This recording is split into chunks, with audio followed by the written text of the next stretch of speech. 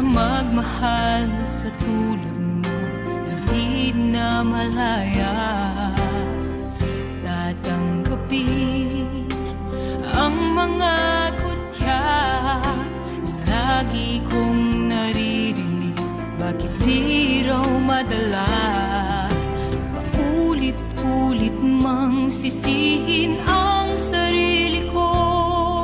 Pintig ng puso ko ay di pa rin